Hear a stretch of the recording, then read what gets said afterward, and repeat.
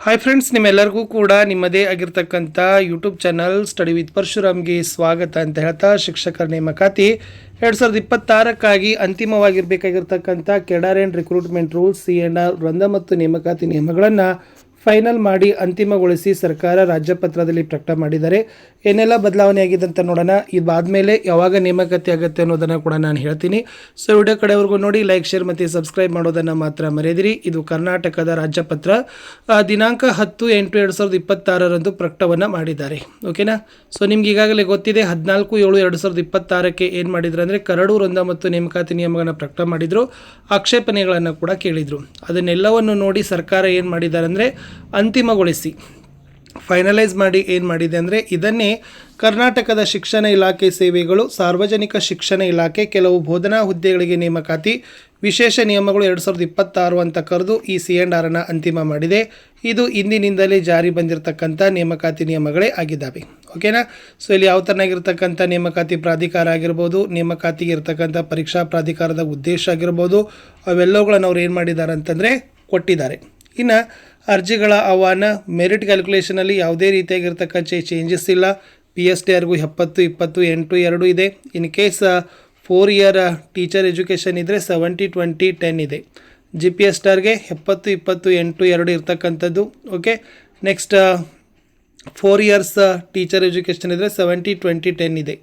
Computer ಸೈನ್ಸ್ದವ್ರಿಗೆ 85 CET ಇದೆ, 15 ಅವ್ರದ್ದು SBCA BE ಇದನ್ನು ಕೊಟ್ಟಿದ್ದಾರೆ. PE ಟೀಚರ್ಸ್ಗಳಿಗೆ 85, 13, 2 ಇರ್ತಕ್ಕಂಥದ್ದು. HSTRಗೆ ನೋಡೋದಾದರೆ 85, 13, 2 ಇದೆ. ಓಕೆ.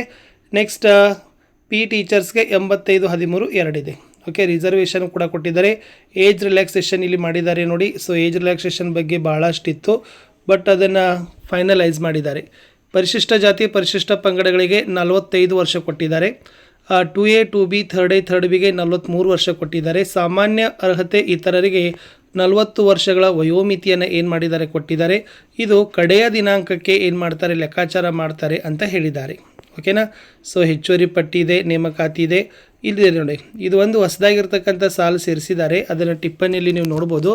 ನೇಮಕಾತಿ ಹೊಂದಲಿರುವ ಶಿಕ್ಷಕರನ್ನು ಶಾಲೆಯಲ್ಲಿ ಮತ್ತು ಹತ್ತಿರದ ಶಾಲೆಯಲ್ಲಿನ ಕಾರ್ಯಭಾರಕ್ಕೆ ಕಾರ್ಯ ಹಂಚಿಕೆ ಮಾಡ್ತಾರೆ ಅಂತ ಹೇಳಿದ್ದಾರೆ. ಒಂದು ಸ್ಕೂಲ್ಗೆ ಅಪಾಯಿಂಟ್ಮೆಂಟ್ ಮಾಡಿದರೆ ಮತ್ತೆ ವರ್ಕ್ಲೋಡ್ಗಾಗಿ 2-3 ಸ್ಕೂಲ್ಗಳಿಗೆ ಏನು ಮಾಡ್ತಾರಪ್ಪ ಅಂದರೆ ಡೆಪ್ಯೂಟ್ ಮಾಡ್ತಕ್ಕಂಥ ಕೆಲಸವನ್ನು ಸಹಿತ ಮಾಡ್ತಾರೆ ಅನ್ನೋದು CNRಲ್ಲೇ ಕೊಟ್ಟಿದ್ದಾರೆ.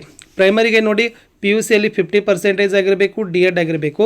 PUCಯಲ್ಲಿ 50% or 4 year degree teacher education degree, ಅಥವಾ PUCಯಲ್ಲಿ 50% 2 ಇಯರ್ ಸ್ಪೆಷಲ್ ಎಜುಕೇಷನ್ ಆಗಿರಬೇಕು. CTET ಅಥವಾ KTET ಆಗಿರ್ಬೋದು ಅಂತ ಹೇಳಿದ್ದಾರೆ. ಓಕೆನಾ. ಸೊ ಅದನ್ನು ವಿಶೇಷವಾಗಿ ಗಮನದಲ್ಲಿ ಇಟ್ಕೋಬೇಕು. ಇದು PE ಟೀಚರ್ಸ್ಗಳಿಗೆ ಆಗಿರ್ತಕ್ಕಂಥದ್ದಿತ್ತು. ಆಲ್ರೆಡಿ ಅದರಲ್ಲಿ ಏನು ಹೊಸದಾಗಿರ್ತಕ್ಕಂಥದ್ದೇನಿಲ್ಲ, ಹಳೆಯದೇನೇ ಇದೆ. ಇಲ್ಲಿ ಸ್ವಲ್ಪ ವಿಶೇಷ ಇದೆ ನೋಡಿ. GPSTRಗಾಗಿ ವಿದ್ಯಾರ್ಥಿಯನ್ನು ಕೊಟ್ಟಿದ್ದಾರೆ. ಅಲ್ಲಿನೂ ಕೂಡ ಗ್ರ್ಯಾಜುಯೇಷನಲ್ಲಿ ಪದವಿಯಲ್ಲಿ 50 ಅಂಕಗಳಾಗಿರಬೇಕು, 2 ಇಯರ್ಸ್ ಡಿಪ್ಲೊಮಾ D.Ed ಆಗಿರಬೇಕು, ಅಥವಾ ಪದವಿಯಲ್ಲಿ ಕನಿಷ್ಠ 50 ಅಂಕಗಳು, ಅಥವಾ ಬ್ಯಾಚುಲರ್ ಆಫ್ ಎಜುಕೇಷನ್ ಪದವಿ ಅಂದರೆ B.Ed ಅಥವಾ ಸ್ಪೆಷಲ್ ಎಜುಕೇಷನಲ್ಲಿ B.Ed ಆಗಿರಬೇಕಂತ ಹೇಳಿದ್ದಾರೆ. ಅಥವಾ PUCಯಲ್ಲಿ ಕನಿಷ್ಠ 50 ಅಂಕಗಳು ಮತ್ತು 4 ವರ್ಷಗಳ ಪದವಿ, ಶಿಕ್ಷಕರ ಶಿಕ್ಷಣದ ಪದವಿ ಅಂತ ಹೇಳಿದ್ದಾರೆ. ಆಮೇಲೆ ಪರಿಶಿಷ್ಟ ಜಾತಿ, ಪರಿಶಿಷ್ಟ ವರ್ಗ, ಇತರೆ ಹಿಂದುಳಿದ ವರ್ಗಗಳಾದ ಪ್ರವರ್ಗ 1ಕ್ಕೆ 45 ಅಂಕ ಪಡೆದಿರಬೇಕು ಅಂತ ಹೇಳಿದ್ದಾರೆ. ಸೇಮ್ KTET, CTET ಆಗಿರಬೇಕು ಅಂತ ಹೇಳಿರೋದು. ಓಕೆನಾ.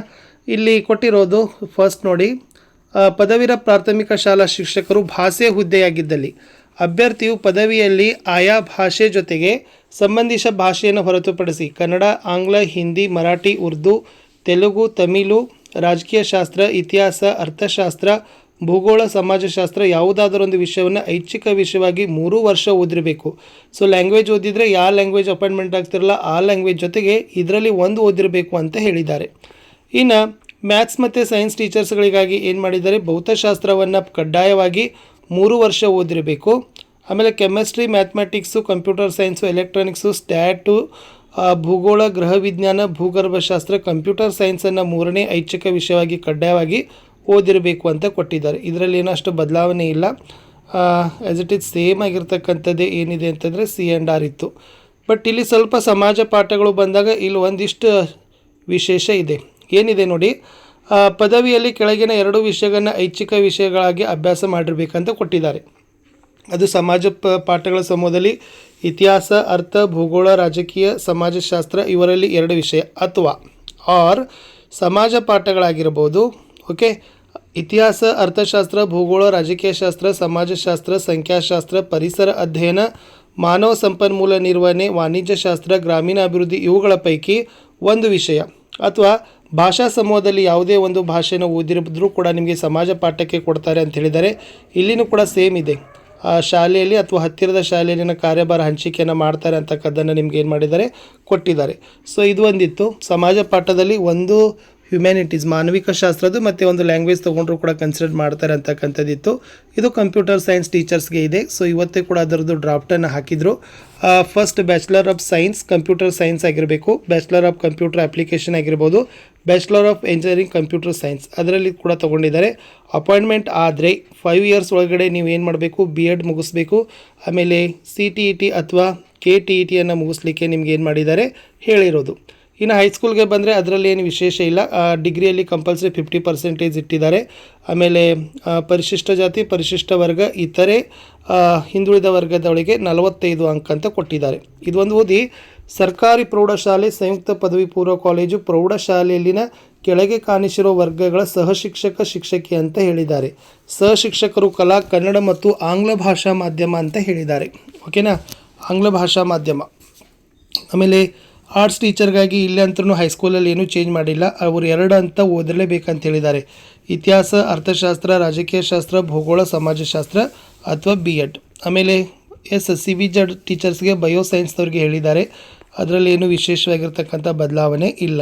ಓಕೆ, ಲ್ಯಾಂಗ್ವೇಜ್ ಟೀಚರ್ಸ್ಗಳು ಕಂಪಲ್ಸರಿ ಏನು ಮಾಡಬೇಕು, ಡಿಗ್ರಿಯಲ್ಲಿ ಆಪ್ಷನಲಾಗಿ ಓದಿರಬೇಕು ಅಥವಾ ಓದದೇ ಇದ್ದರೆ ಭಾಷೆಯಲ್ಲಿ ಸ್ನಾತಕೋತ್ತರ ಪದವಿಯನ್ನು ಪಡೆದಿರಬೇಕು ಅಂತ ಕೊಟ್ಟಿದ್ದಾರೆ. ಓಕೆ, ಇದು P ಟೀಚರ್ಸ್ಗೆ ಇರ್ತಕ್ಕಂಥದ್ದಿತ್ತು. ಇಷ್ಟೇ ಏನಾಗಿತ್ತು ಅಂತಂದರೆ C&R ಆಗಿದೆ. ಎಲ್ಲ ಎಕ್ಸಾಮ್ಗಳು ಡಿಸ್ಕ್ರಿಪ್ಟಿವ್ನ ತೆಗೆದು ಬರೀ ಏನು ಮಾಡಿದ್ದಾರೆ, MCQಗಳನ್ನು OMR ಬೇಸ್ಡ್ ಎಕ್ಸಾಮನ್ನು ಇಟ್ಟಿದ್ದಾರೆ. PSTಗೆ 2 ಪೇಪರ್ ಇದೆ. ಸಾಮಾನ್ಯ ಪತ್ರಿಕೆ 100 ಅಂಕಗಳು, ಸಾಮಾನ್ಯ ಜ್ಞಾನ, ಬಾಲ ಮನೋವಿಜ್ಞಾನ, ಮಾನಸಿಕ ಸಾಮರ್ಥ್ಯ, ಆಮೇಲೆ ಭಾಷೆ, ಮೌಲ್ಯ ಶಿಕ್ಷಣ, ಆರೋಗ್ಯ ಶಿಕ್ಷಣ, ಗಣಕಯಂತ್ರ. ನಿರ್ದಿಷ್ಟ ಪತ್ರಿಕೆ ಅಂತ ಮತ್ತೊಂದು ಮಾಡಿದ್ದಾರೆ. ಅದರಲ್ಲಿ ಮ್ಯಾಥ್ಸು, EVS, ಸೋಷಿಯಲ್ ಸೈನ್ಸ್ ಇದೆ. P ಟೀಚರ್ಸ್ಗಳಿಗೆ ಜನರಲ್ ಪೇಪರ್ ಬರ್ತದೆ. ಆಮೇಲೆ ಒಂದು ಸ್ಪೆಸಿಫಿಕ್ ಪೇಪರ್ ಅದ. GPSTRಗೂ ಕೂಡ ಸೇಮ್ ಅದ. ಒಂದು ಸಾಮಾನ್ಯ ಪತ್ರಿಕೆ ಜನರಲ್ ಪೇಪರ್ ಇದೆ, ಒಂದು ನಿರ್ದಿಷ್ಟ ಪತ್ರಿಕೆ ಅದರಲ್ಲಿ ಕನ್ನಡದ ಇದೆ. ಆಮೇಲೆ GPT ಕನ್ನಡ ಲ್ಯಾಂಗ್ವೇಜ್ ಇದೆ, GPT English language, GPT maths and science, GPT social science, GPT bio science. Okay, next computer ಸೈನ್ಸ್ಗೂ ಕೂಡ ಒಂದು ನಿರ್ದಿಷ್ಟ ಪತ್ರಿಕೆ, ಒಂದು ಕಂಪ್ಯೂಟರ್ ಸೈನ್ಸ್ನ ಪೇಪರು. ಹೈಸ್ಕೂಲ್ಗೆ ಆ್ಯಸ್ ಇಟ್ ಈಸ್ ಅದೇ ಇದೆ. ಯಾವುದು ಸಾಮಾನ್ಯ ಪತ್ರಿಕೆ ಅಂತ 100 ಮಾರ್ಕ್ಗಿದೆ. Kannada, English, GK, psychology, mental ability, computer, value education. ಆಮೇಲೆ ನೆಕ್ಸ್ಟ್ ಸ್ಪೆಸಿಫಿಕ್ ಪೇಪರ್ಸ್ ಕನ್ಸರ್ನ್ ಲ್ಯಾಂಗ್ವೇಜ್ಗಳಿದ್ದಾವೆ. ಭಾಷಾ ಶಿಕ್ಷಕರು ಕನ್ನಡ, ಇಂಗ್ಲೀಷ್, CBZ ಮತ್ತು ಆರ್ಟ್ಸ್ ಟೀಚರ್. ಇಷ್ಟು ಏನು ಮಾಡಿದ್ದಾರೆ ಅಂತಂದರೆ ಮಾಡಿದ್ದಾರೆ. ಆಮೇಲೆ P ಟೀಚರ್ಸು ಇದೆ. ಸೊ ಇಷ್ಟು ಏನು ಮಾಡಿದ್ದಾರೆ ಅಂತಂದರೆ ಆದೇಶವನ್ನು ಬಂದಿದೆ. ಇನ್ನು ಪರೀಕ್ಷಾ ಪ್ರಾಧಿಕಾರ ಪರೀಕ್ಷೆಗೆ ಕನಿಷ್ಠ 45 ದಿನಗಳ ಮೊದಲು ಅಧಿಕೃತ ವೆಬ್ಸೈಟ್ನಲ್ಲಿ ಪಠ್ಯಕ್ರಮವನ್ನು ಪ್ರಕಟಿಸಬೇಕು. ಬಿಫೋರ್ 45 ಡೇಸ್ ಒಳಗಡೆ ಏನು ಮಾಡ್ತಾರೆ ಅಂತಂದರೆ ಅವರು ಸಿಲೆಬಸ್ಸನ್ನು ರಿಲೀಸ್ ಮಾಡ್ತಾರೆ ಅಂತಕ್ಕಂಥದ್ದಿತ್ತು. ಇಷ್ಟಿತ್ತು. C&R ಫೈನಲ್ ಆಗಿ ಬಂತು. ಗುಡ್ ಲಕ್, ಒಳ್ಳೆಯದಾಗಲಿ.